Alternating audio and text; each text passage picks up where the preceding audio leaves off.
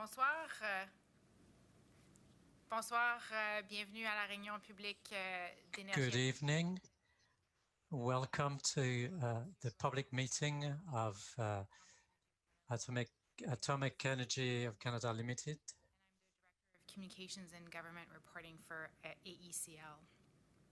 Avant de commencer, je voudrais prendre un moment pour parler. First of all, I would like to talk about security and safety.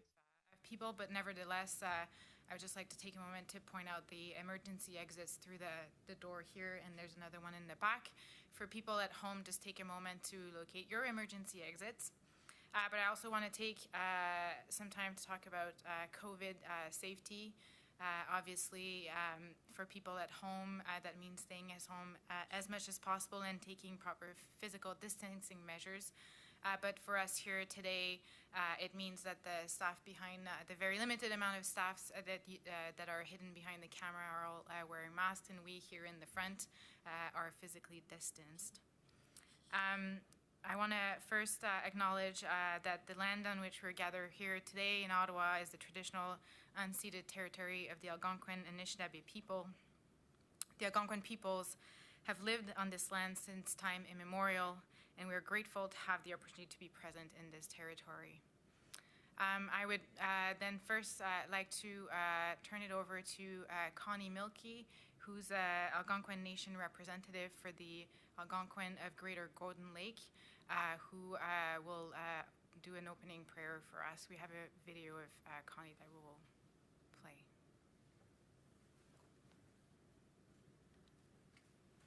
Gathering. My name is Connie Milkey, and I'm the A&R for Greater Golden Lake Community. I'd like to say a little Algonquin prayer for you. Mitch, thank you. Kichimanadu, creator of all things, for being with us today. Let us recall your original instructions and open our hearts to your guidance and realign ourselves to your service. Megwich, thank you, Aki Mother Earth, for being with us today. Megwich, thank you, Wabanong, Spirit of the East, Shawanong, Spirit of the South, Espanishimo, Spirit of the West, and Kiwanong, Spirit of the North. Megwich, spirits of the earth, air, fire, and water, the lifeblood of Mother Earth. Megwich, Grandfather Sun Kokomus, Grandmother Moon Nokomis, Sky Nations, winged ones, finned ones, four-legged crawlers, little people, spirits of our ancestors, medicine helpers, and allies for being with us today. Let us learn their medicines and their teachings so that we may share them with others in a good way. Great Spirit, we say Megwich for your guidance and help so we may have peace, harmony, and unity in our families, communities, and our nation. Great Spirit, we say Megwich for guiding us to respect our differences and learn from them in all issues which we may face, which divide us. We say Megwich that you will help us on our path to be caring, compassionate, and sharing in our families, community, and nation. We say Megwich for the unity and sharing that you bring to us today at this virtual gathering. Megwich, Creator. Thank you very much, Connie, for this opening prayer. I'd also like to acknowledge that today is Orange Shirt Day. Aujourd'hui, c'est la journée du chandail orange. This Orange Shirt Day opens the door to global conversations about the impacts of residential schools. It's an opportunity for us to create meaningful discussion and raise awareness, and we see this as an important step towards reconciliation. So without further ado, I will pass the presentations over to my colleagues. First up is Mr. Jim Burpee, who's the chair of the board of directors of Atomic Energy of Canada Limited. Merci, Maude. Bonsoir, ladies and gentlemen. Welcome, bienvenue. My name is Jim Burpee. I am chair of the board of directors of AECL. Mon nom est Jim Burpee. My name is Jim Burpee, and I am the chair of the board of directors of AECL. This is a different setting than previous years, but we hope that it will still be meaningful for participants. As Maud mentioned, I am here today with Mr. Richard Sexton, President and CEO, Dr. Shannon Quinn, Vice President, Science, Technology, and Commercial Oversight. As you can see, and as Maud mentioned, we are physically distanced. And while we are not wearing masks to address you, the small number of support staff with us here today are wearing masks, and we will put ours on when we finish our session today. We have other members of the AECL executive team and board watching the webcasting as well. As Maud mentioned, we'll go through the presentation, then open it up for questions. Before I get too far along, I'd like to take a few minutes to discuss my role and the role of the Board of Directors. As is common for many organizations, the role of the board is to provide oversight to the organization. We look at providing strategic direction. As the chair of the board, I lead a group of diverse, experienced individuals who each bring relevant experience to the table. Our role is to oversee the activities of AECL. Our considerations are aligned with those of the Government of Canada, including diversity, sustainability, and reconciliation with Indigenous peoples. I'll explain a little bit more on each of these 3 points, but before I do this, I want to take a few minutes to talk about COVID-19 and the impacts it has had on our organization. The challenges we are collectively facing with the COVID-19 pandemic were unimaginable just a few months ago. Like other organizations, AECL and CNL have been impacted by this new reality. The pandemic has caused disruption to operations, and we have had to stop, assess, analyze, and adapt so that our work can continue to be conducted safely for the health of employees, the public, and our communities. A lot of activities at CNL were put on pause. Some activities remained to maintain the safety and security of our sites and deliver mission-critical work. Our priority has been on ensuring the safety of employees, the security of our sites, and the ongoing protection of the environment. This has had impacts on important projects and activities, and Richard will provide a bit more detail about this. I want to recognize the flexibility, innovation, and resilience of both AECL and CNL staff. Like others in Canada and elsewhere around the world, they have risen to the challenge by responding with enthusiasm and leveraging their capabilities to help our organizations adapt and prosper for the benefit of Canadians. Key amongst this is how AECL and CNL employees were able to rapidly refocus their broad scientific and technical expertise to contribute to the fight against COVID-19. CNL and AECL issued a call to action to their employees, and the response has been outstanding. A group of CNL scientists, engineers, and technicians joined a national and international effort to develop a ventilator in order to address shortages globally. In the spring, the government announced it would purchase 10,000 of these ventilators, and just this morning, the project announced that it had received approval from Health Canada. Another group of experts developed UV sterilization units that enable the reuse of N95 masks. Yet another group developed ventilation skids to transform hospital rooms into isolation rooms. Other staff leveraged their 3D printers to produce more than 1,000 face shields that were distributed to local health organizations. More than the clear benefits to Canadians, including to the local health communities, this effort demonstrates the value and capabilities that reside at CNL. The agility of the laboratories and their ability to mount a response to a global threat is a key tangible benefit of maintaining world-class national laboratories. I am particularly proud of these accomplishments and of the innovation and creativity of these scientists and experts, as well as their contributions to our communities. Going back to AECL's mandate, we are first and foremost a science organization. The Chalk River Laboratories are Canada's largest science campus and have been leading scientific innovation for more than 60 years. The research done at Chalk River has significant benefit in the lives of Canadians. Chalk River has made significant, internationally recognized contributions to nuclear medicine, nuclear reactor technology, and material science. This includes the development and production of medical isotopes, which are used for the detection and treatment of cancer. These were produced in Chalk River for decades and benefit over 1 billion people around the world. As we will discuss throughout the presentation, the contribution of Chalk River continues to be significant for Canada. The labs are an important part of Canada's science innovation ecosystem, and our activities to clean up and remediate contaminated sites brings long-term value to Canada through environmental stewardship. We do this for all of the sites for which we have responsibility across Canada. Each is unique and comes with its own set of challenges and opportunities, and Richard will speak to some of this.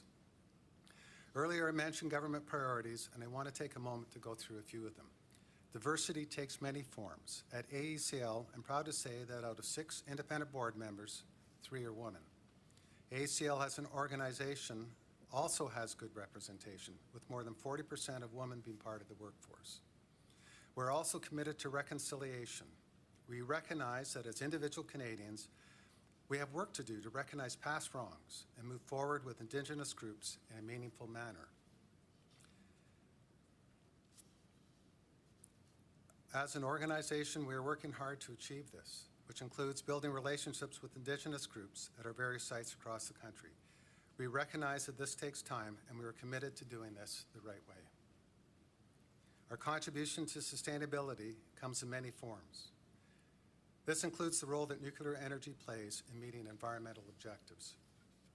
Nuclear energy is a reliable source of energy which does not produce greenhouse gases.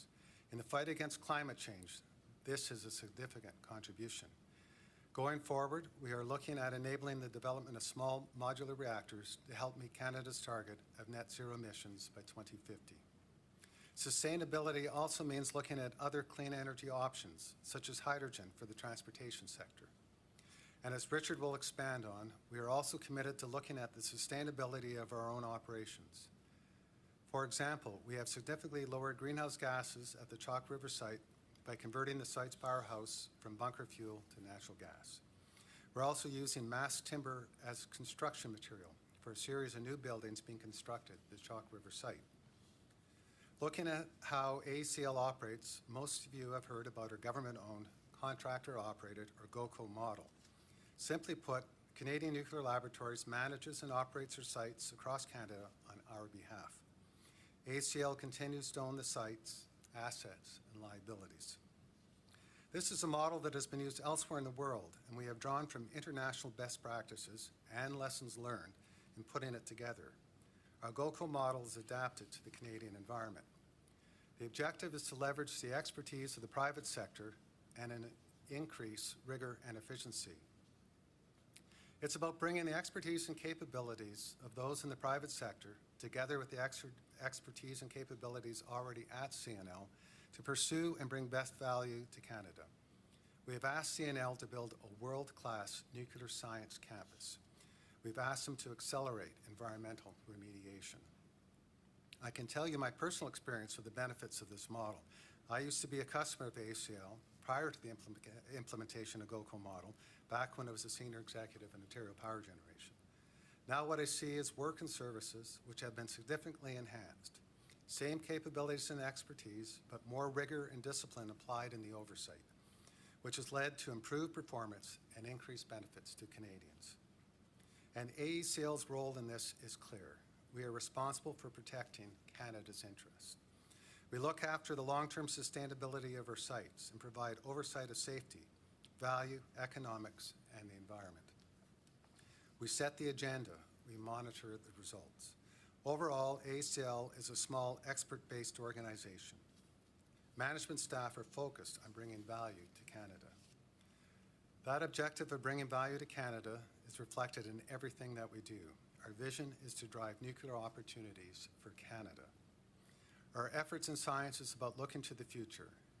It is about innovation and improvement. And in this spirit, there continues to be very exciting things happening at Chalk River.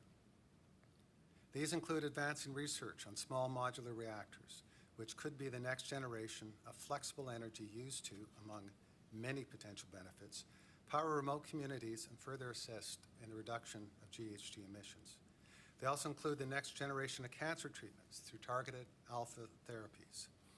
All of this is very promising and, from AECL's perspective, is bound to keep CNL at the forefront of research and innovation in Canada and internationally for decades.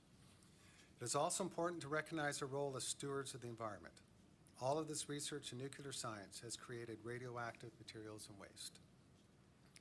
AECL recognizes it is our responsibility to safely manage both the lab's legacy and future waste, and to put in place solutions so that we don't leave it to the next generations to address.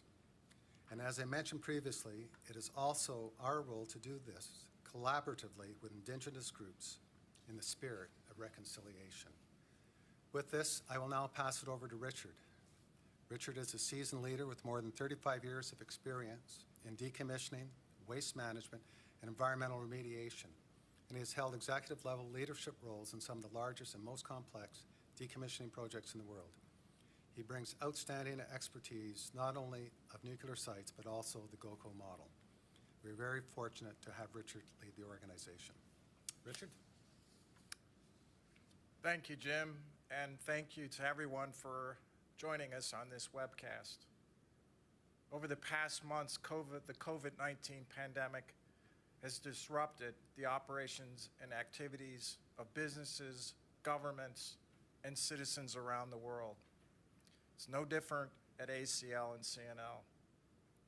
I want to start by thanking AECL and CNL employees for their tremendous flexibility, responsiveness, dedication, and hard work that they've put in over the last few months. I'm proud to the extent to which employees stepped up, have gone above and beyond, and responded to the new demands at work and at home. During this challenging period, I was impressed with the staff's attention and dedication to safety, both at work, at home, and in the community. It is critical at these times. Jim mentioned all the efforts that were put together into contributing to the national effort. These included CNL's amazing support at the local, regional, provincial, and national levels. Part of our job at AECL is to engage across the federal system to understand the broad needs and priorities that can be addressed through the expertise and facilities at our sites. This was more important than ever at the onset of the pandemic. AECL, together with CNL, connected with Health Canada, the Public Health Agency of Canada, the National Microbiology Laboratory, the Department of National Defense, and others to make available the equipment, facilities, expertise that could contribute to the national response. Existing relationships through the Federal Nuclear Science and Technology Work Plan across 14 departments and agencies were leveraged to make rapid connections.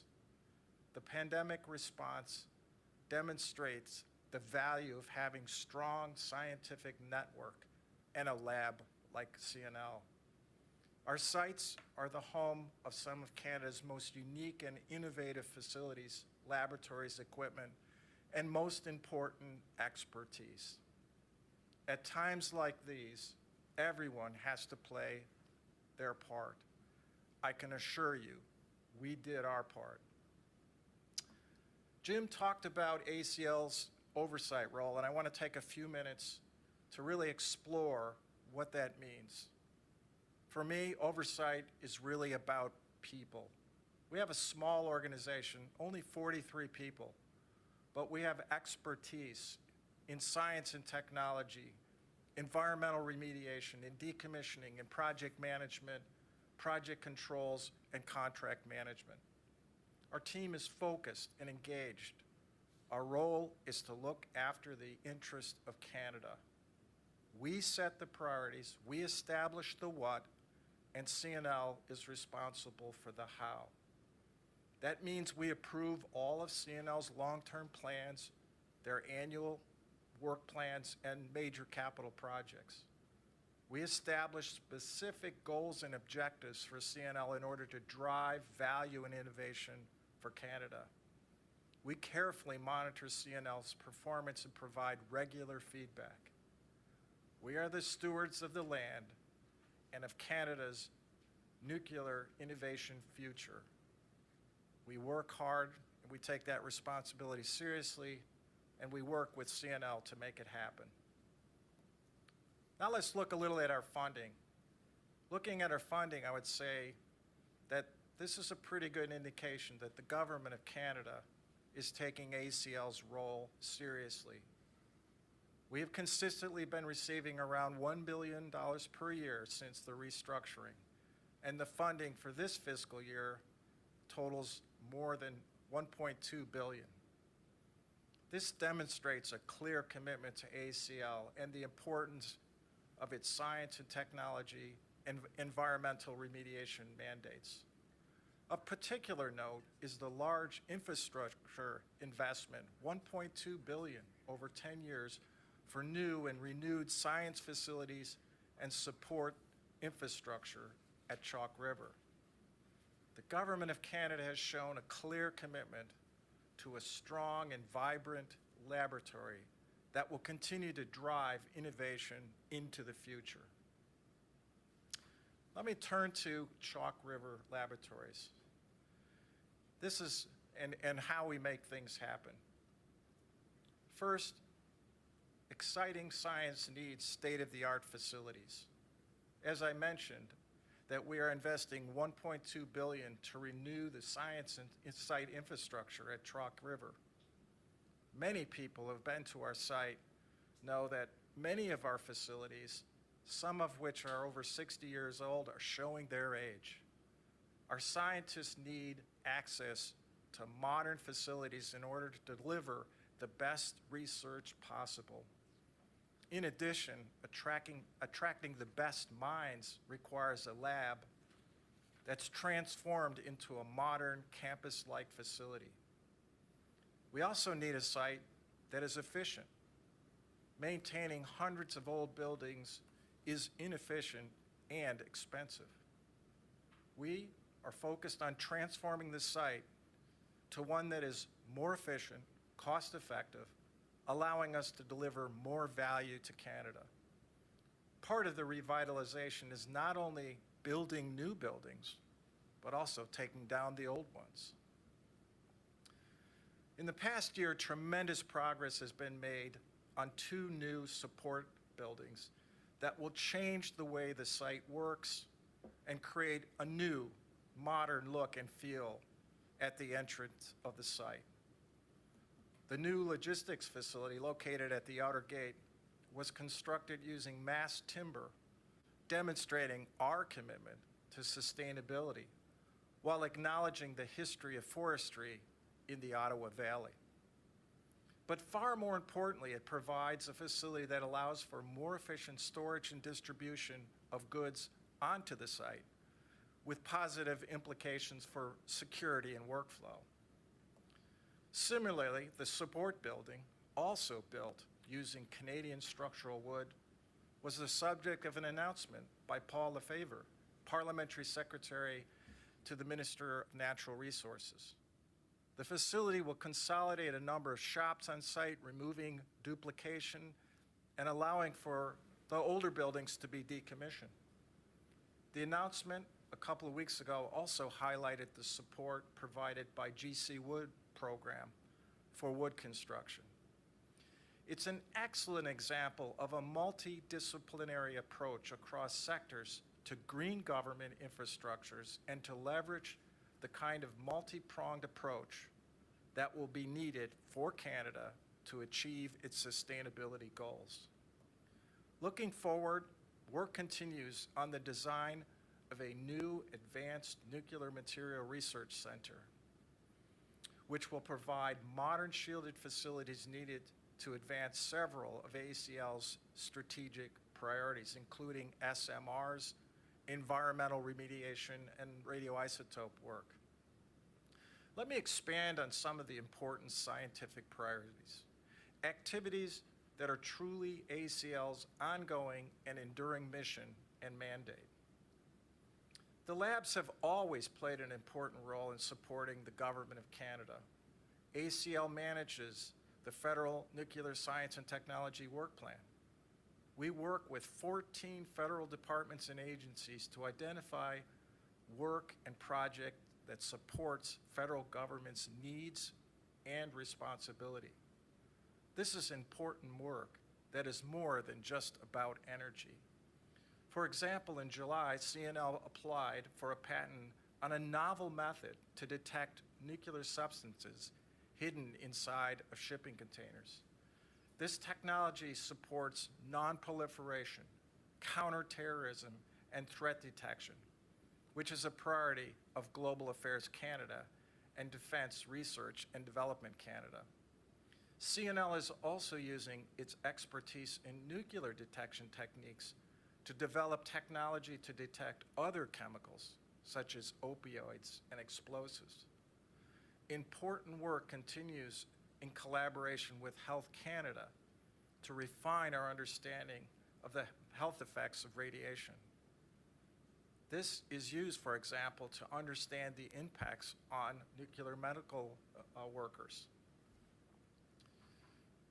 Now let me talk a bit about small modular reactors. On the energy side, important work continues in support of Canada's existing CANDU nuclear fleet, which continues to produce safe, low-carbon energy. AECL and CNL are also looking to the future and working to support private sector efforts to bring small modular reactors to new energy markets in Canada and around the world.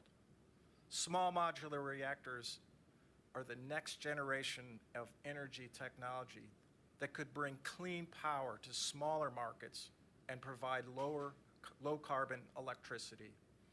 In Canada, this could mean new clean energy options for replacing coal, greening mining, and improving energy security for remote communities.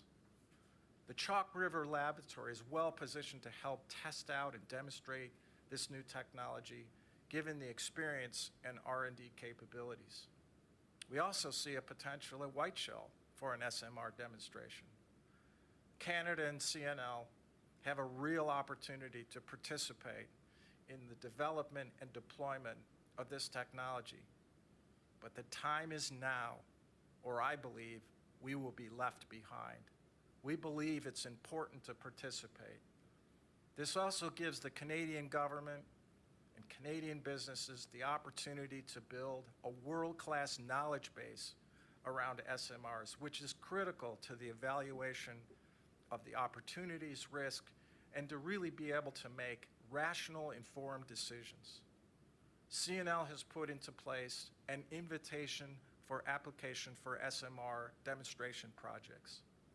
Demonstration is the key to both understanding the opportunity as well as positioning Canadian businesses and the supply chain to compete internationally as the market develops.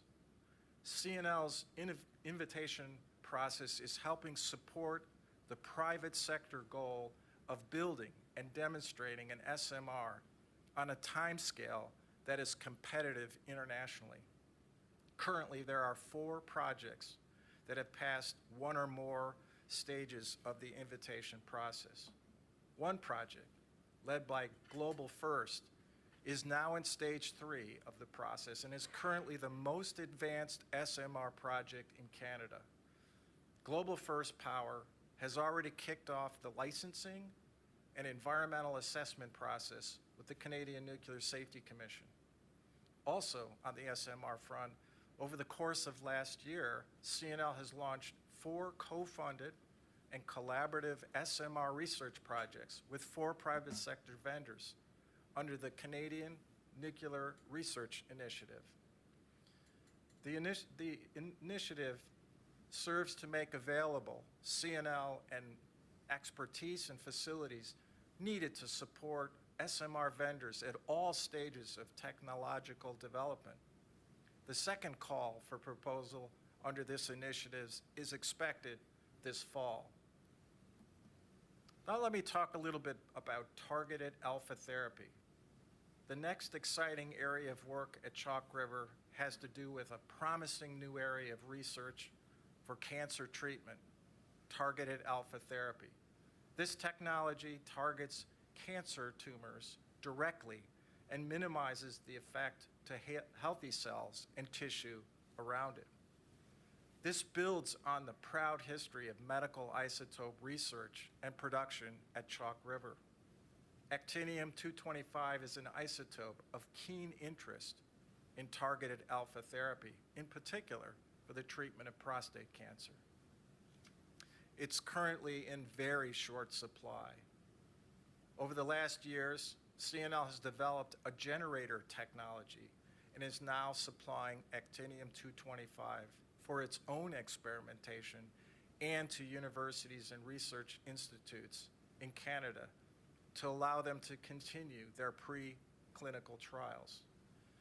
Advancing both the science of targeted alpha therapy and production capabilities for actinium-225 are a high priority at Chalk River these days because they have significant potential to contribute to the health of Canadians and continue Chalk River's legacy of supplying key medical isotopes to Canada and the world. Hydrogen. The government is currently working on a national hydrogen strategy, and there's growing interest in this area as a means to decarbonize part of the transportation sector and heavy industry. AECL and CNL have a long history of world-class expertise in hydrogen that was born out of tritium expertise needed to support CANDU reactors. This expertise is now contributing to a national strategy and will be important in achieving the results under that strategy. CNL is working to scale up its proprietary hydrogen production process.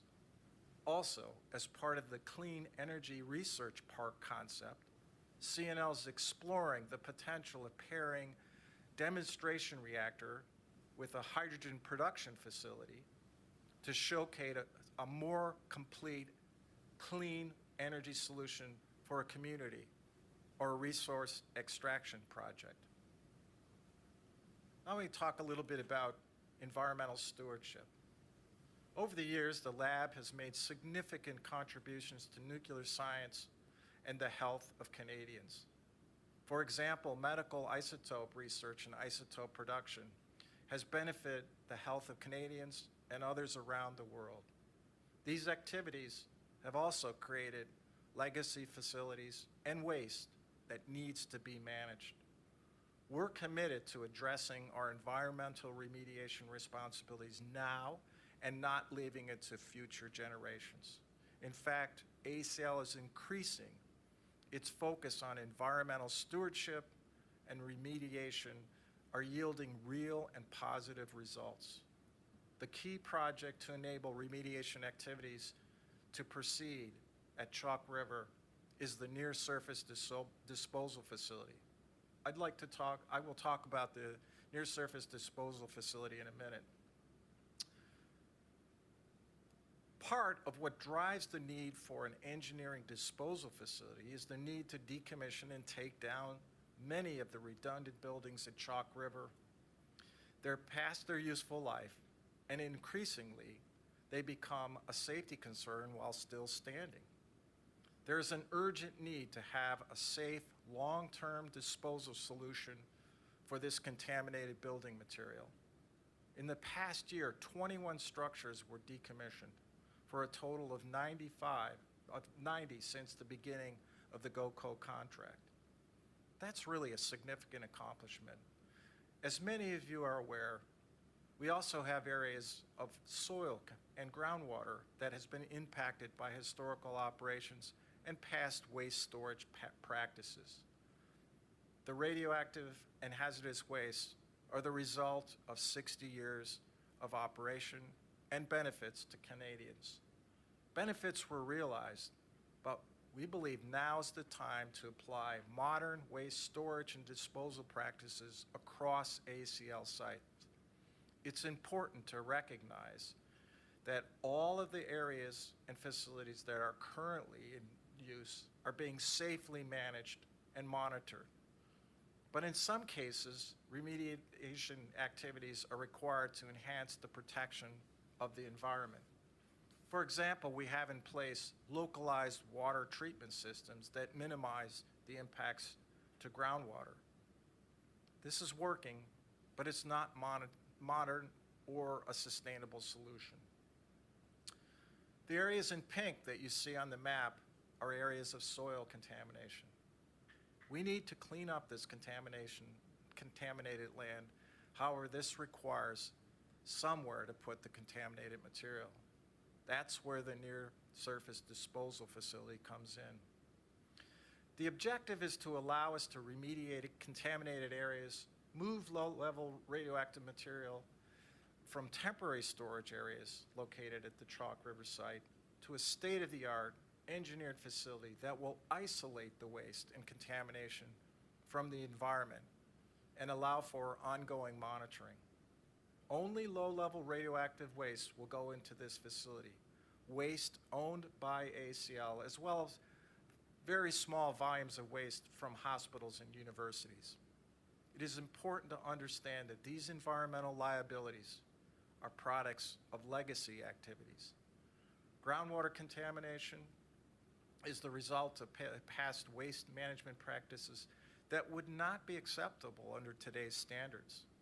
The waste that we produce today is carefully packaged and stored in a manner that is protective of the environment.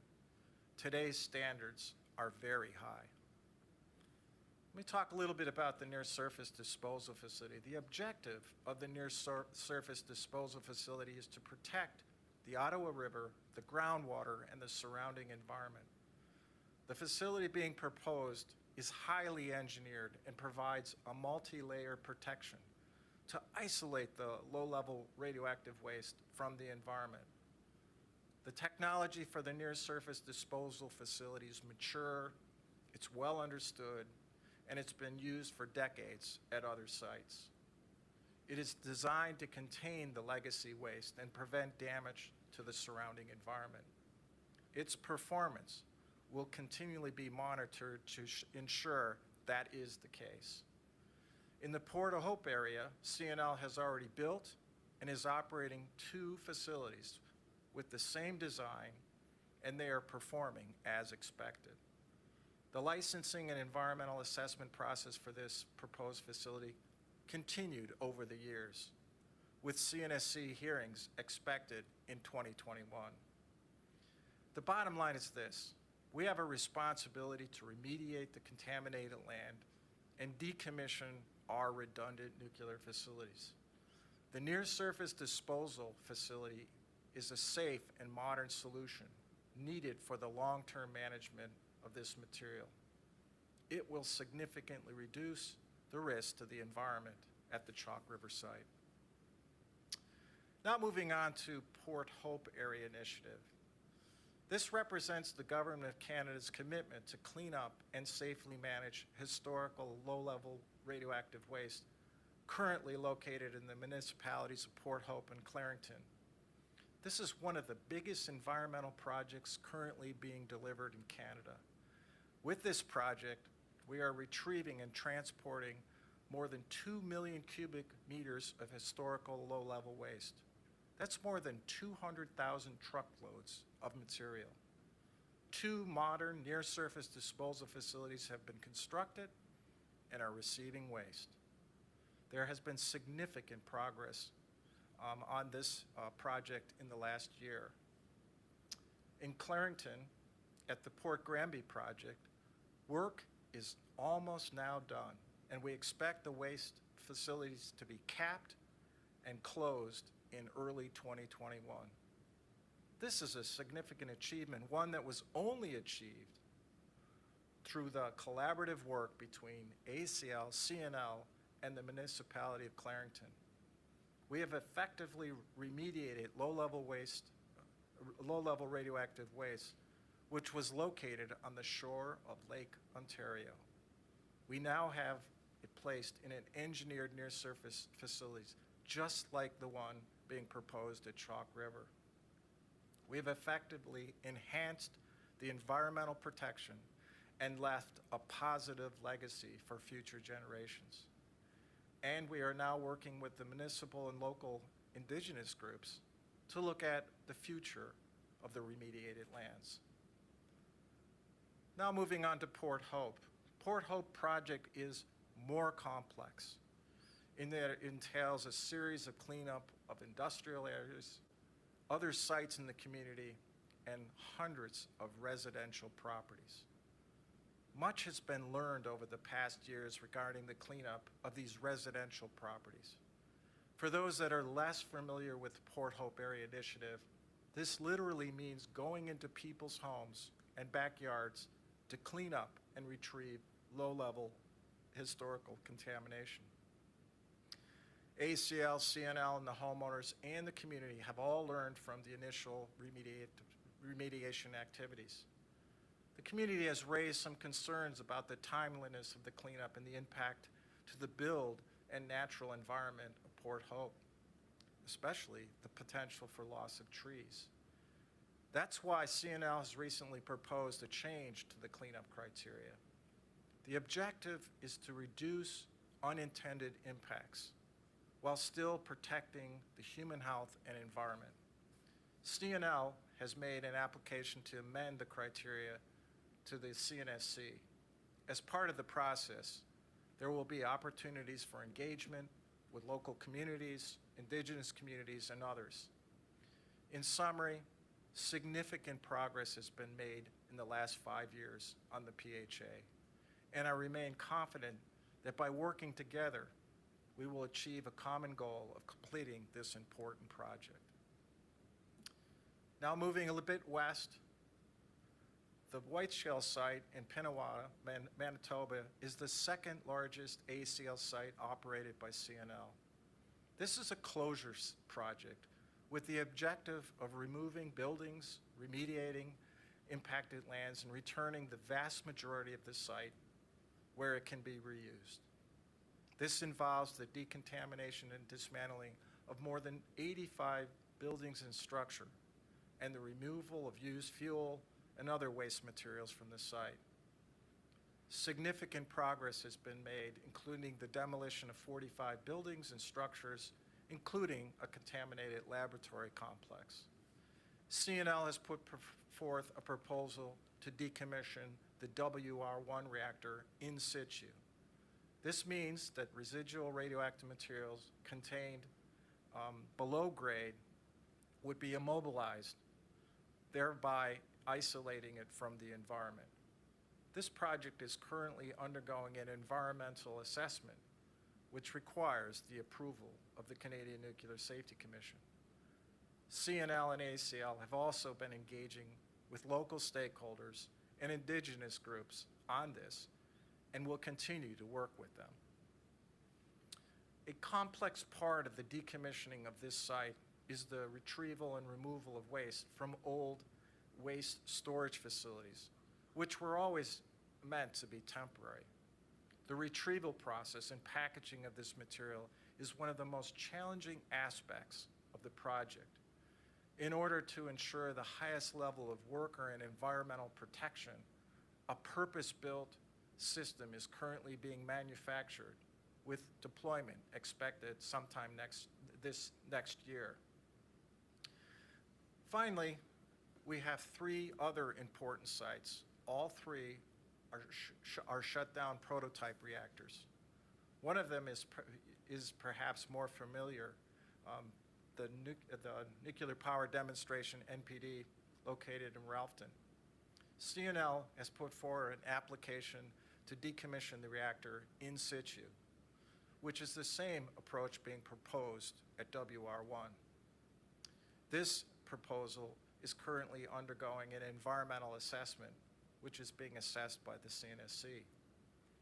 Again, CNL and AECL have been and will continue to engage with local stakeholders, indigenous groups, and we will continue to work with them to advance this project. The other 2 reactors, Gentilly 1 and Douglas Point, are not at the same stage of decommissioning. Douglas Point will be proposing to decommission the non-nuclear portions of the plant during this year. In the interest of time, I'll wrap it up. Looking ahead, we see both opportunities and challenges. Now that it looks like a second wave of COVID-19 may be upon us, it's clear that ongoing flexibility and responsiveness will be required to maintain the health and safety of our workforce and our communities. Ongoing work to support Canada's response to the pandemic is also top on our mind, and we know that AECL and CNL are ready to take up the challenge. Of course, our core work must continue. This includes scientific work and our environmental remediation activities. We have the responsibility and a commitment to protect the environment. The status quo is not sustainable. It is our role to protect the interests of Canada, including environmental concerns. As I've discussed, the near-surface disposal facility will enable us to clean this up and place contaminated materials in a safe, engineered facility where it will be monitored for decades. I've talked about SMRs and look ahead. We are excited about the possibilities. More than SMRs, we see Canada has the potential to be at the forefront of low carbon technology, including hydrogen, and at the forefront of optimizing systems of low carbon technology. The vision of a clean energy park at Chalk River is born out of the idea that systems of multiple clean technologies is what it's going to take to get to net zero. We are now 5 years into the adoption of the GOCO model. We are seeing real progress on a number of fronts. 90 rotundant structures removed at Chalk River, 45 at Whiteshell. New buildings are being constructed. A number of new exciting science and technology initiatives have been launched that include SMRs and targeted alpha therapy. Real change has been made to how the lab is run to make it more efficient and deliver best value to the Canadian taxpayers. We are happy with the progress achieved to date and look forward to even more exciting developments in progress. 5 years into the GOCO contract, AECL also sees how nuclear technology can be leveraged to contribute to broader government priorities. AECL is actively engaging with Indigenous communities to build meaningful long-term relationships and to look for opportunities for Indigenous participation in some of our exciting projects on site. AECL is committed to diversity and inclusion, including celebrating women that make up more than half of our workforce. I'm proud of the work that AECL does on behalf of Canadians. I'm proud of what we've achieved alongside CNL and our communities, our Indigenous communities and stakeholders across Canada. Thank you.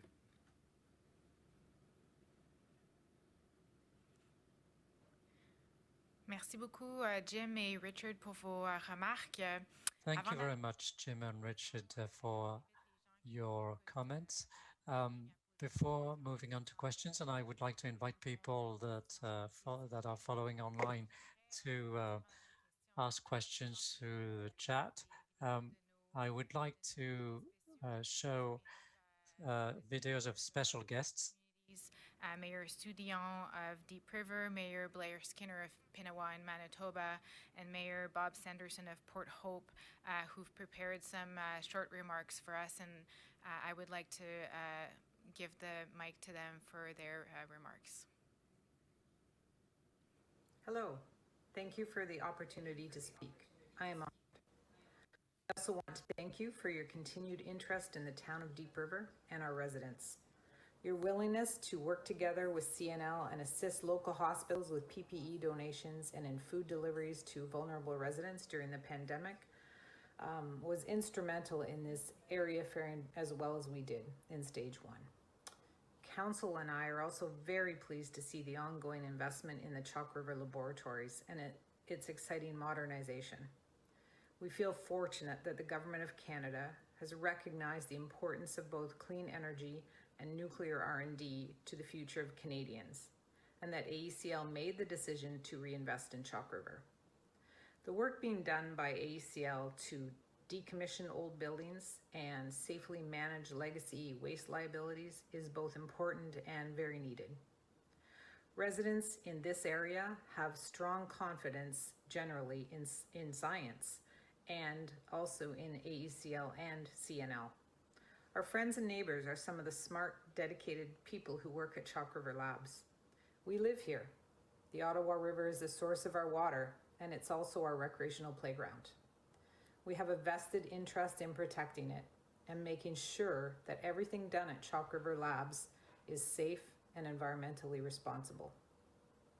We know that AECL and CNL are working diligently to develop the safest strategies to identify, clean up, and properly dispose of legacy low-level waste that was generated during earlier decades of nuclear research and operations. You and CNL have kept us informed.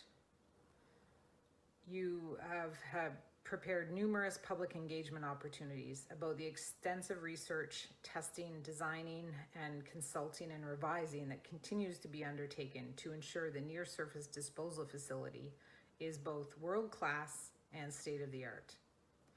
Yet, no matter how many world-renowned experts are consulted, and no matter how much the NSDF design evolves as a result of extensive expert input or public input, and no matter what supporting evidence is provided, there will always be those same few individuals who challenge everything nuclear and who continue to refute the efficacy of NSDF design and delay the cleanup, apparently preferring instead that legacy waste be left standing as is or simply trucked anywhere else.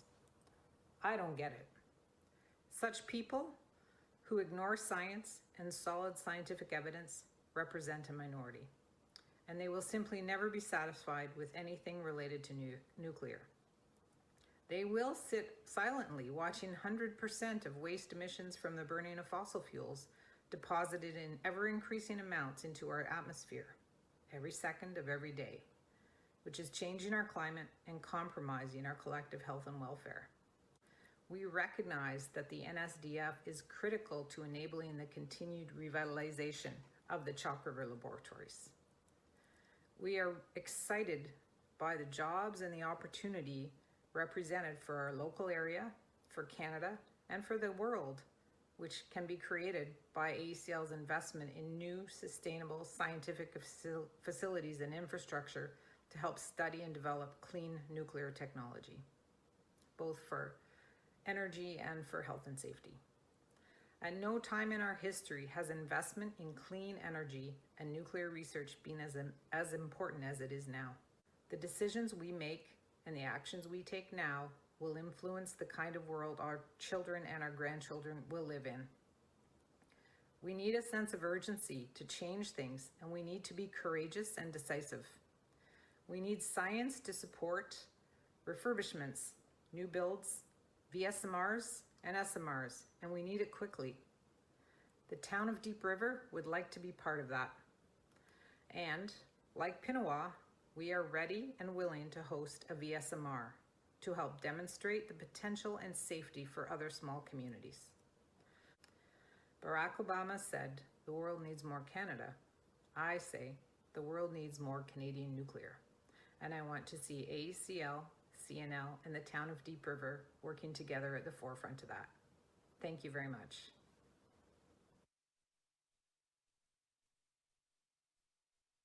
District of Pinawa, the proud host community of the Whiteshell Laboratories, an AECL-owned CNL-managed site. It is my honor to speak at this evening's AECL Annual General Meeting, and I appreciate the invitation. Pinawa is a small community of 1,500 people located 110 kilometers northeast of Winnipeg and located on the beautiful Winnipeg River. Pinawa was born in 1963 at the same time as the Whiteshell Laboratories, and so we owe our entire history to the nuclear industry. The Whiteshell Laboratories is currently being decommissioned, and it is the first decommissioning project of this magnitude in Canada.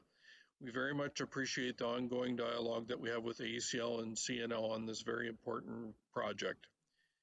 Pinawanians are very proud of our nuclear heritage and very much wanted to be part of Pinawa's future. To that end, we believe that we have the best site in Canada to host one or more small modular reactor demonstrations, particularly very small modular reactors suitable for providing power to a remote off-grid community and remote mining sites. SMRs will be able to provide power at 3 to 5 times lower cost than diesel-generated power and virtually eliminate greenhouse gas emissions. In addition, our site has the capacity to connect to the Manitoba Hydro grid on existing infrastructure. This will enable Pinawa to become the demonstration remote community powered by an SMR. In addition, our comprehensive demonstration will show how a remote off-grid community will be able to affordably grow fresh fruit and vegetables year-round in a harsh climate, along with many other quality of life improvements. We will also include demonstration on integrating SMR power with renewable sources of energy. Visitors from a remote off-grid community will be able to come to Pinawa and see an SMR operating safely, reliably, greenhouse gas-free, and cost-effectively, empowering a small community that's just like theirs. They will also be able to see all the ways their quality of life will be improved. This should very much help a remote community to embrace this technology and improve their way of life.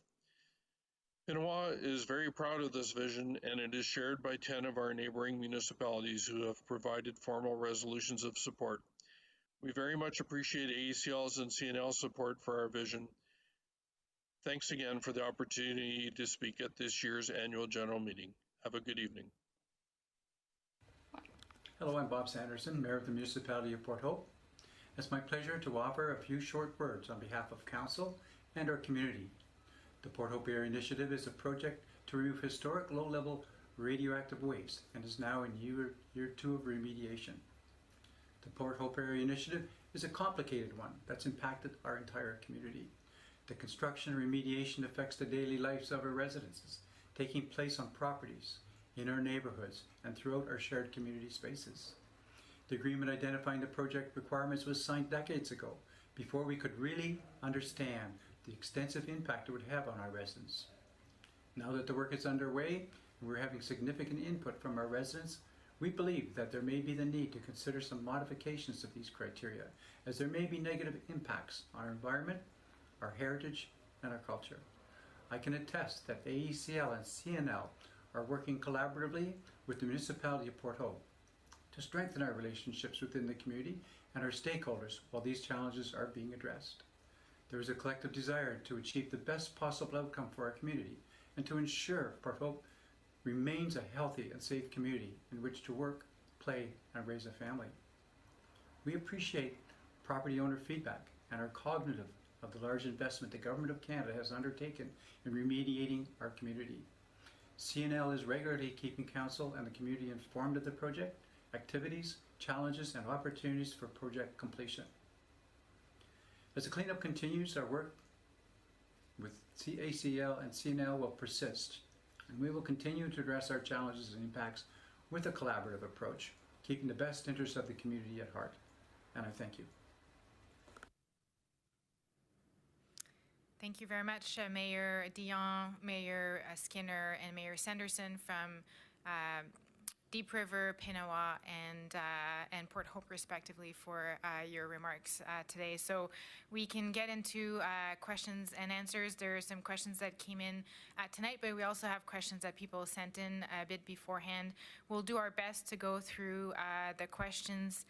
It is possible that we may not have time to go through all of them. If that's the case, we are committed to providing you answer in writing following the meeting. But in interest of time and wanting to go through as many questions as possible, I'll get right to it. So the first question, probably Richard, would be for you. I'll summarize a little bit, but could you clarify what appears to be an inconsistent current AECL policy to decommission and close the White Shell site while there seems to be support for an SMR at the site?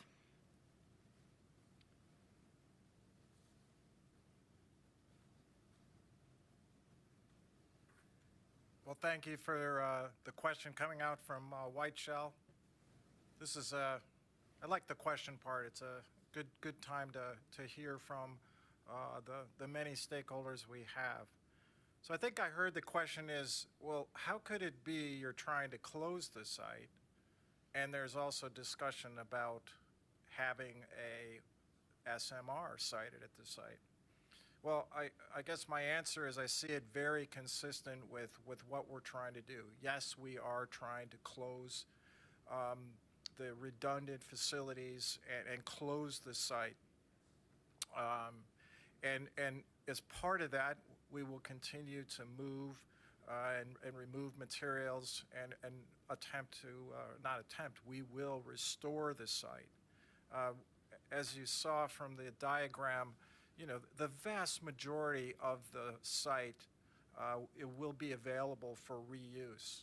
So what we're trying to do in terms of closure is I think pretty clear. Now, some might ask, well, how would that tie in with an SMR? Well, we are trying to reuse the facility. The community has expressed a real interest in finding other uses for the facility.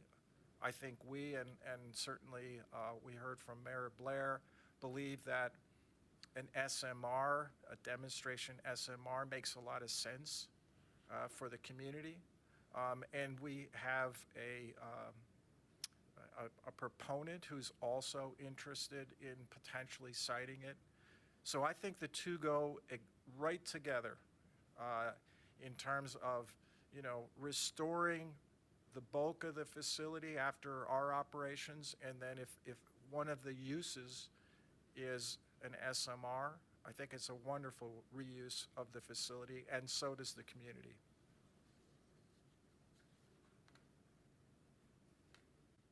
Thank you, Richard. I'll say maybe on the topic of SMRs, so there's a question that came in from a viewer online that asked if has AECL considered expanding its mandate to allow it to partner with other investors or private sector partners to accelerate the selection and development of SMR technologies, particularly for hydrogen production. So I don't know, Richard, if you want to start, and maybe Shannon may want to add something. I certainly can start, and certainly Shannon might be able to add some of the details.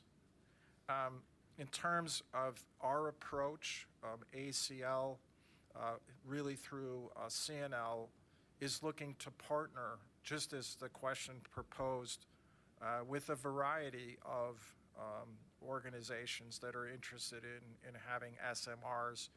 For that matter, also, if there's hydrogen production, that is part of our model in terms of looking and providing the expertise facilities that really are unique in Canada and in some manner unique in the world. So that through CNL, not directly through AECL, there is tremendous opportunities for CNL, the private industry, to partner, to work together, to provide resources and expertise. So I would say that that's already part of the model. And we see examples of that. Certainly Global First Power is an example where CNL, Global First, they're not partnering, but we're providing potentially a facility, a location to demonstrate the reactor. I might turn it over to Shannon, who could give us a bit more detail on the actual opportunities and some of the dialogue that's occurring between CNL and other proponents relative to our capability to support them. Thank you, Richard. So I think, as Richard already mentioned, AECL and CNL already have a vision that is actually very consistent with what was expressed in the question itself. And maybe just to build a little bit on what Richard said, AECL and CNL have been contemplating a clean energy research park, which Richard talks a little bit about before in his opening presentation. And the concept there is that not only would it provide an opportunity for CNL to bring to bear some of its innovative clean energy technologies in addition to SMRs that are being brought forward by the private sector, but also that it would provide an opportunity for both AECL and CNL to facilitate the coming together of multiple private sector entities in order to demonstrate the totality of how these different technologies can work together. So hydrogen specifically was mentioned in the question. Certainly CNL has world-class expertise in hydrogen and is developing proprietary hydrogen technologies that could have a role there.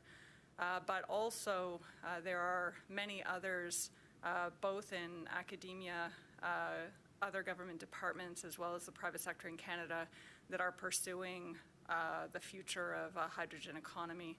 And so we see opportunities for bringing in more players, more broadly speaking. Great, thank you. So the next question is as follows. Why continue to advocate entombment for 2 small reactors at 2 separate locations in Canada when a more suitable solution for Canada's nuclear decommissioning waste is to consolidate it all at a single location? So just for clarity for our viewers, I believe the question refers to the proposal by CNL to decommission in situ the nuclear power demonstration reactor, which is located in Ralston, Ontario, and to decommission in situ the WR1 reactor, which is located at the Whiteshell Laboratories in Manitoba. Well, thanks for that question.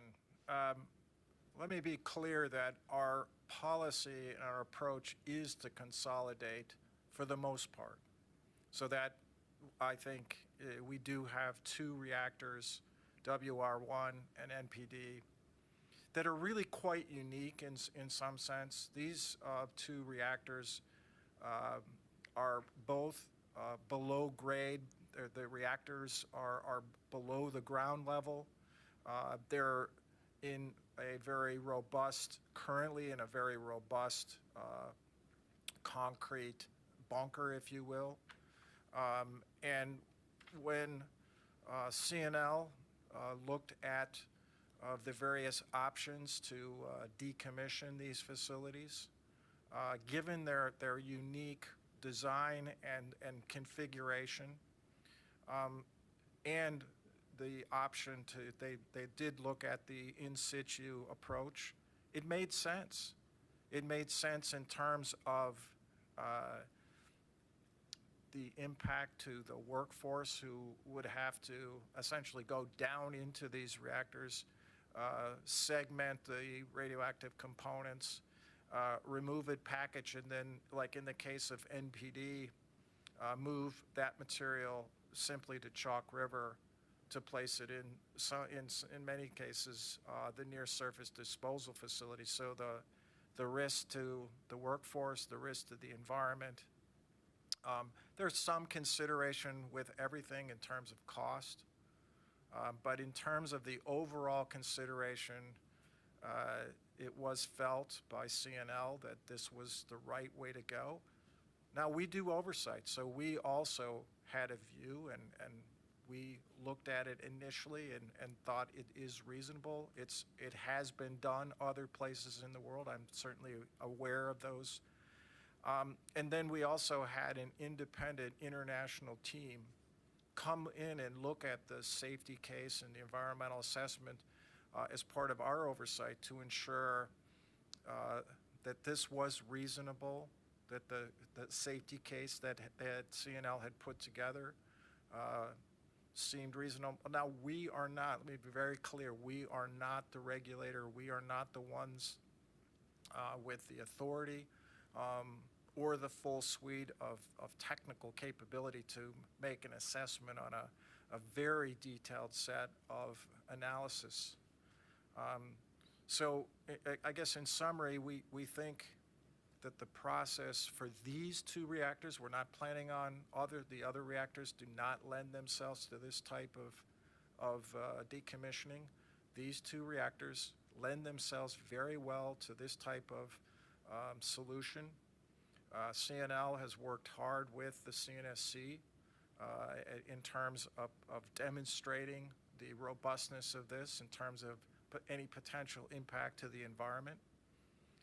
And I think we'll just have to see where this lands in terms of the CNSC.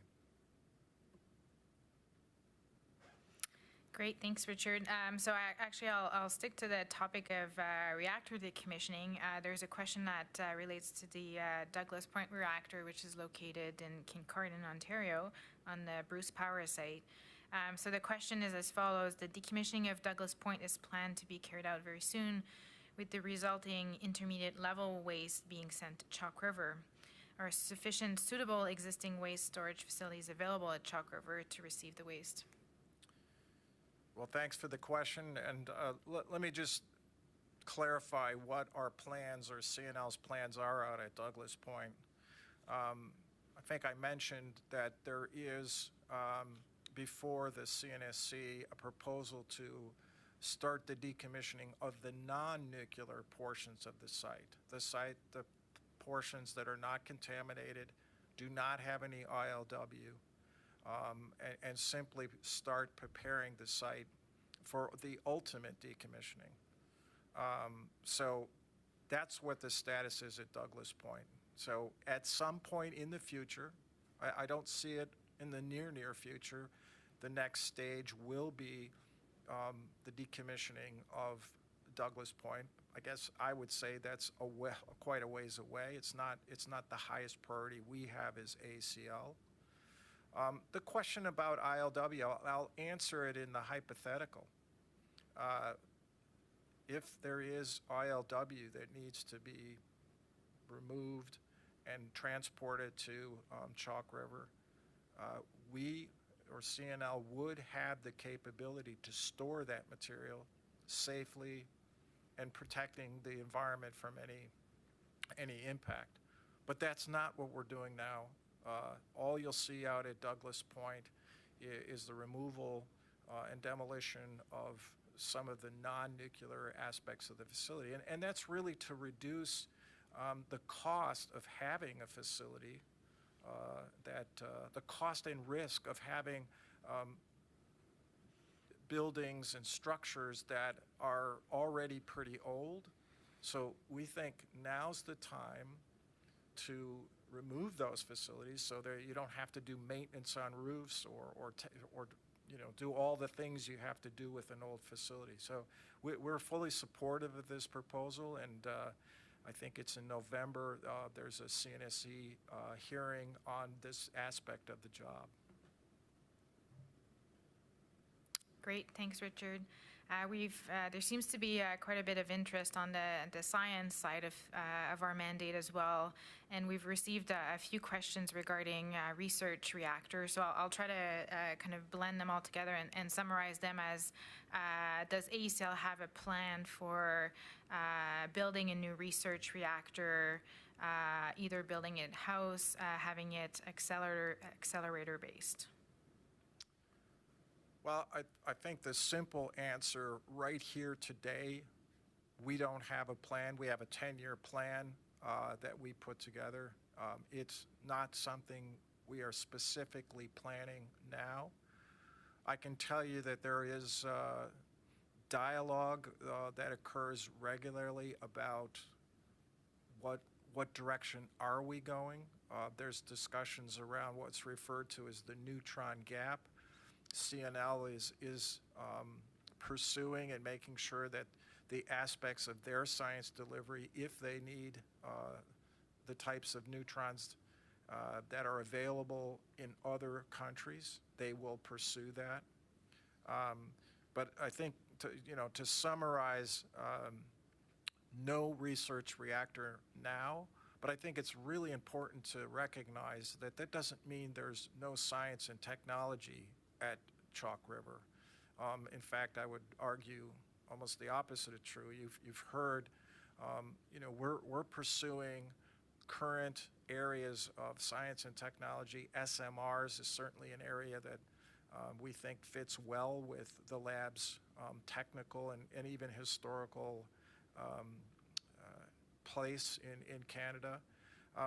But with that, I'll actually turn it over to Shannon, who she's the Vice President of Science and Technology, and I think she could probably add a bit more to my answer. Thank you, Richard. So I think Richard covered it off pretty well. When I get asked this question, I often talk about it in different time frames. So there's a sort of a near-term consideration and a longer-term consideration. Certainly right now, in the near term with the shutdown of the NRU reactor.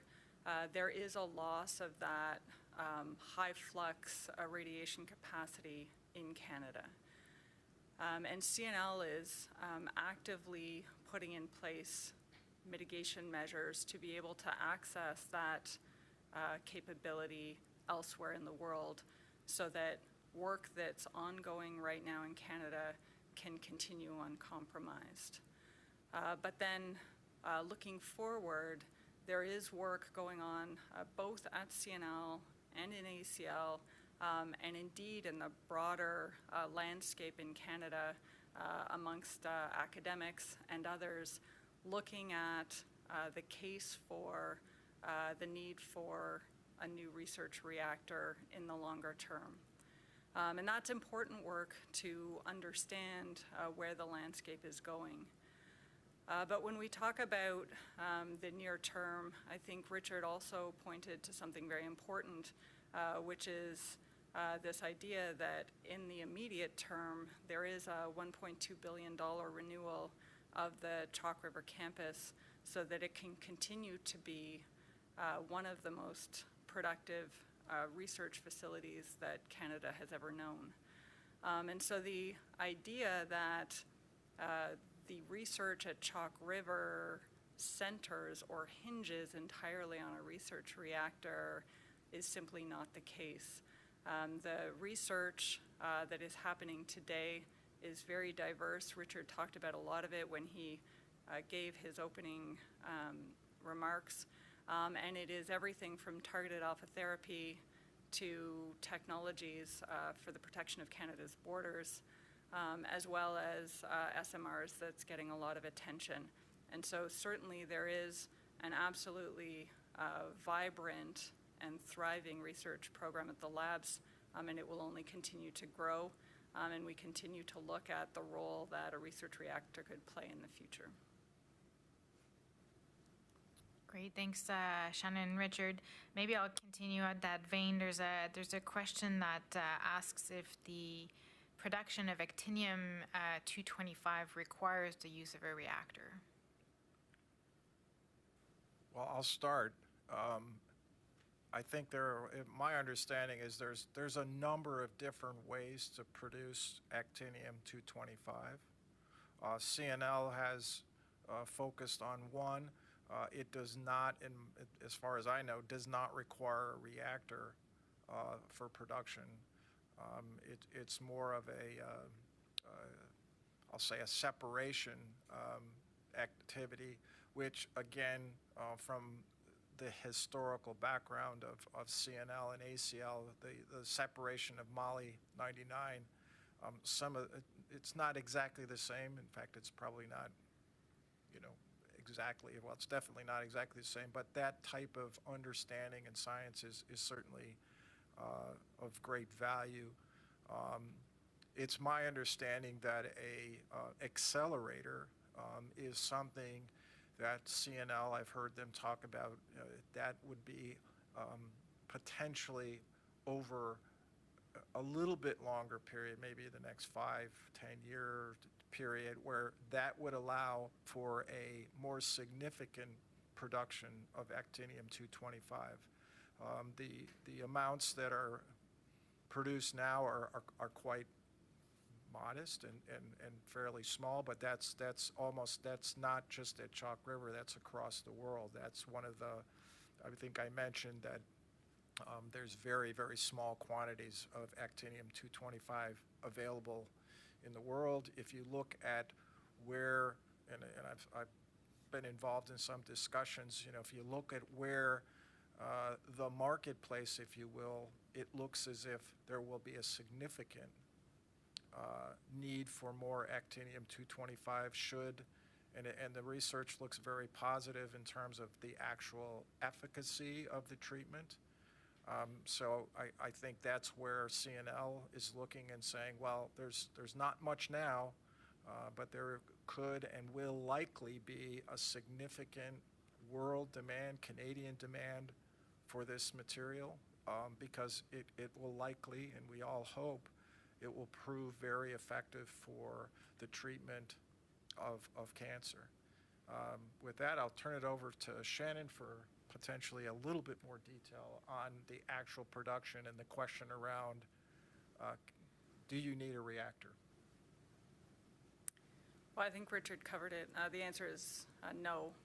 And so right now the CNL has a generator technology that they use that's providing sufficient quantities for their own research purposes and development purposes, as well as sufficient to supply others in both the academic and pharmaceutical sectors in Canada in order to be able to accelerate research, more broadly speaking, in this particular area. And then if you want to get up to more commercial production scales in order to supply a much broader patient base, should this particular therapy ultimately achieve Health Canada approvals, then you would be looking at an accelerator as an irradiation source as opposed to a nuclear reactor. Thanks, Shannon. Great, thanks.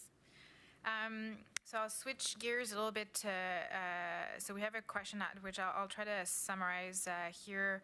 So there were layoffs at CNL last year for about 150 employees at the Chalk River site. But now, a bit more than a year later, there's advertisement for recruitment at CNL. And the person asking the question is finding this quite frustrating because they know people who have been laid off and are still unemployed, and people may be submitting job applications without getting callbacks from CNL.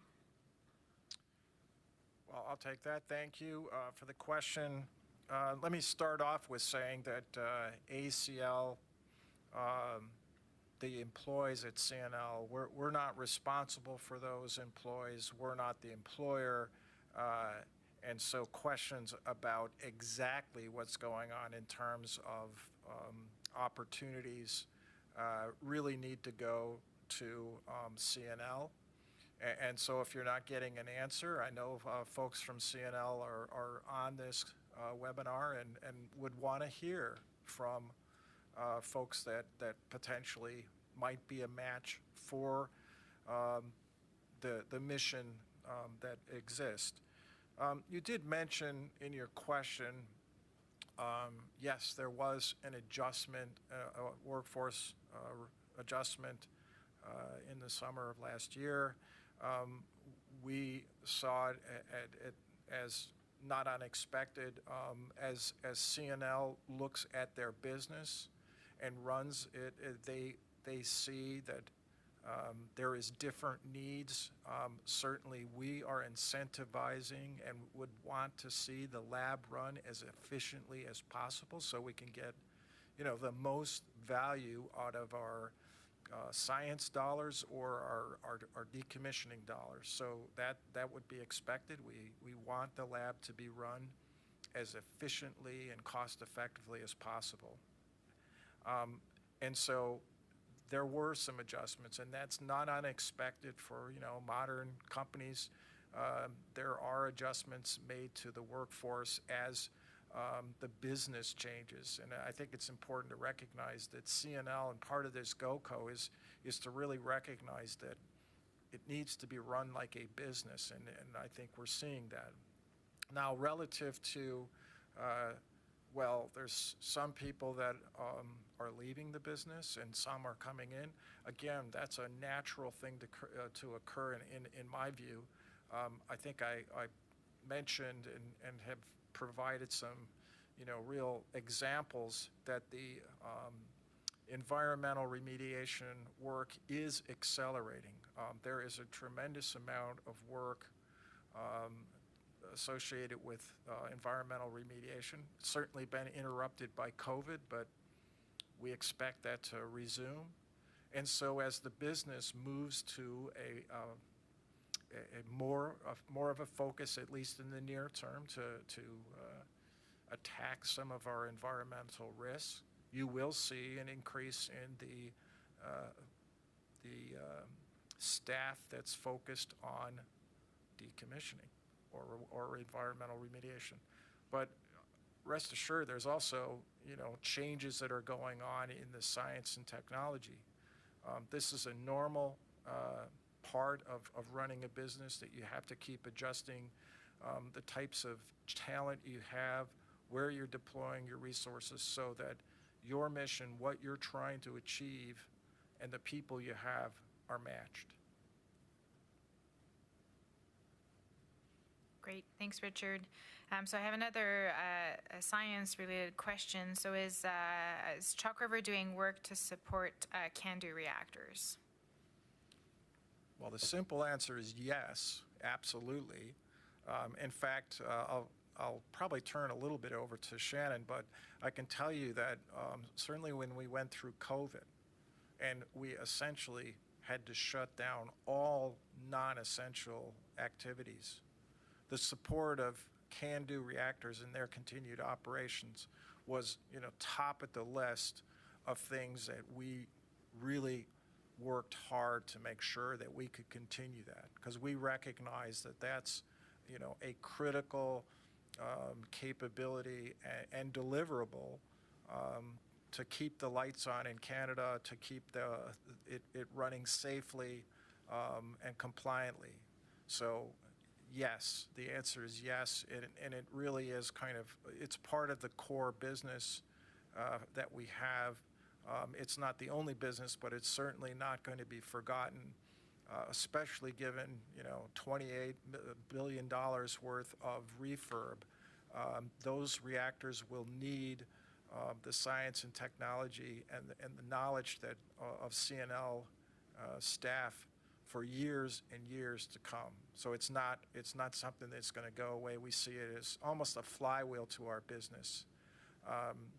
But I'll turn it over to Shannon, and she can provide a bit more detail on exactly what we do and what aspect we really focus on. Thank you, Richard. So certainly through the restructuring of AECL, one of the things that was recognized then and it's recognized now is that AECL and its facilities and assets and the expertise that resides within CNL are absolutely critical not only to the Government of Canada but also to the broader nuclear sector here in Canada, particularly the utilities and the ongoing operation of the existing CANDU reactors, indeed here in Canada, but also abroad. And so part of our mandate is to make sure that we make available the expertise and the facilities to the broader nuclear landscape. And the question really focuses on supporting CANDU, and we do that by incentivizing CNL to go out and look for opportunities to provide services to the utilities directly and indirectly through the CANDU Owners Group and to others who may need to access our facilities. One of the things about nuclear research is that the facilities are on what I would call a big science scale. So for a country like Canada, there are facilities that we have that simply can't be multiplied in multiple locations. And so at Chalk River, for example, we have hot cells of a nature to handle the most radioactive materials that you can imagine. And they're hot cells, the likes of which don't exist elsewhere. And so we do make those facilities and the expertise associated with them available to support the CANDU industry and others who would need access to those kinds of facilities. Thanks, Shannon. Great, thank you. I note that we're almost at time, but there are a few more questions. I don't think that we will have time to go through all of them, but if people will bear with us for a few extra minutes, maybe we can get a few extra ones in here before we call it a night.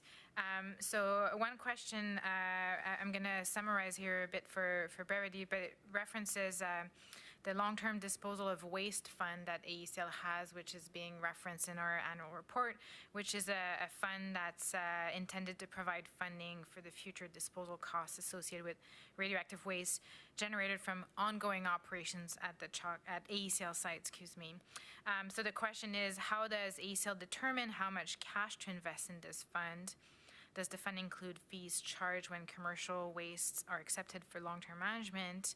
And if so, how are fees determined for accepting commercial waste? Well, thanks for the question. I think the question is around two things. We have ongoing operations, principally the labs. So we operate labs, and I've talked a bit about actinium-225. There is some waste that is generated as associated with a nuclear lab, not unexpected. I think the question is, how is the cost of that waste determined and assessed? And you know, I'm not going to go into all the details because it's a relatively complex process, but to make it simple, the assessed cost is based on what type of material it is, what type of processing, whether it needs more processing, whether it's low-level waste or intermediate-level waste, and then an assessment is made as to what the processing and storage and ultimate disposal costs. So there are a relatively complex set of analysis that's done there, and then there's the fees are actually assessed to those that generate the waste, because certainly one of the principles of radioactive waste management is to minimize the volumes of waste that you generate, and as a result, those that produce the waste, they have to pay for that waste. And then those funds are placed into some type of trust fund, I'll call it. And then at the point at which we have to disposition the waste, those funds are used. Now, I'd like to just make sure the audience understands that this is separate from our decommissioning and I'll call it legacy liability. And essentially, the same process is applied. The analysis process and the costing and fees and all those type of things are applied to our commercial waste. We do take a small amount. It's relatively small in terms of the business that we run for hospitals and universities. And again, a similar process is applied for those who want to use our commercial services. Great, thanks, Richard. So I'll try to cram in maybe 2 more questions before we go for the night. Has AECL investigated technical options for disposing of its intermediate level waste? And if so, when and where and what type of facilities is AECL planning to dispose of its intermediate level waste? Great, I'll take that. Well, first of all, our current focus, I will tell you, is on low-level waste. The vast majority of the material that we have on our sites is low-level waste, and that's why you heard a fairly extensive discussion on the need for a near-surface disposal facility for our AECL waste, simply because it represents the vast majority of the waste that we have. Now, with regards to the intermediate level waste, some interesting things have happened since we've implemented the GOCO. One, our contractor has really, and we've encouraged them to really emphasize to understand what type of waste we have. And a lot of effort on the part of CNL has been devoted to better understanding the inventory we have. And those analyses have revealed that, in fact, we have less intermediate level waste than traditionally or historically had been assumed. That's a good thing. And also, In the last couple years, they have increased operations around looking at the waste and segregating the low-level waste from the intermediate level waste. Because the intermediate level waste, I think the question infers, that does present a bit more of a challenge for us. So to answer your question, right now the intermediate level waste is safely stored in a variety of facilities that we have on site. It's carefully monitored to ensure it's not impacting the environment. And there's another group of folks on site, our CNL colleagues, who are looking at a variety of different solutions for intermediate level waste. We don't have the full solution now. I wish we did. We're not unlike other nations, if you will, that are looking not for, it's usually not the technical issue, it's one, where would it best be sited, what's the best way, how do you minimize the amount of it? So it's something we're going to continue to focus on. We recognize that the final solution needs to be identified, and I'm confident we will find the solution to ILW.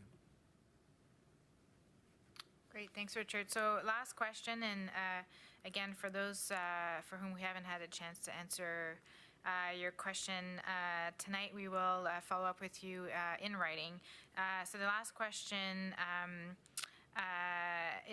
relates to there's a focus on small modular reactors seeming to be quite important. The question is AECL abandoned CANDU reactors, or is there still a possibility that some new CANDUs would be built in Canada? Well, certainly, as Shannon and I alluded to, we're certainly not going to abandon CANDU reactors. In fact, AECL still has an interest in the CANDU technology. As you heard from me and Shannon, it's something that the lab is really focused on and will continue to focus on for a whole set of reasons that are important to Canada. So, focusing on SMRs does not mean we're abandoning CANDU. It's really a different application. It's a different size in many cases. And so we see them going together. We will continue to want to focus on SMRs because we see it as, the next step in the deployment in a different way than the very large CANDU. There is, I'm not aware of all the details, but I do know that there are proponents that are looking at I'll call it a kind of a 300 megawatt next generation CANDU. I think they're terming it as an SMR. It's a little different than certainly some of the SMRs that we're looking at that are very, very small, 5, 10, 15 megawatt. So I think what you're seeing in Canada and around the world, we need, as the world needs, to find ways to generate energy and electricity in a low carbon way.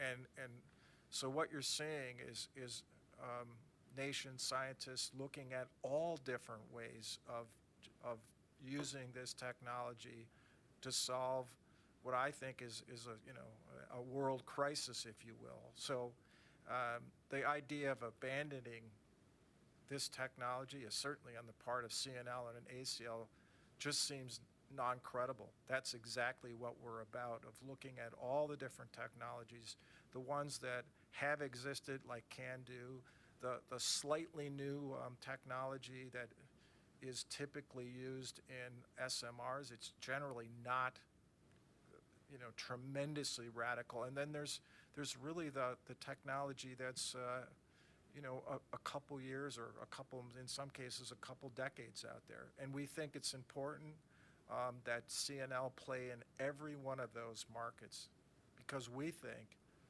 that's what Canada needs in terms of being a part of the low carbon energy mix, and we see it as critical. We want to play in that solution. Great. Thank you, Richard.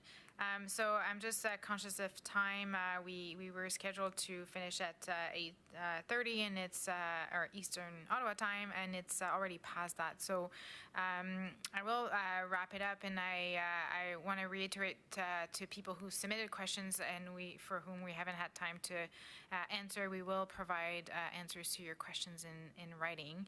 Je voudrais aussi remercier Connie Milkey, qui est la représentante. I would like to thank Connie Milkey, the Algonquin Nation representative of Greater Golden Lake. I would like to thank Mayor Sue Dion of Deep River, Ontario, Mayor Blair Skinner of Pinawa, Manitoba, and Mayor Bob Sanderson of Port Hope Municipality in Ontario.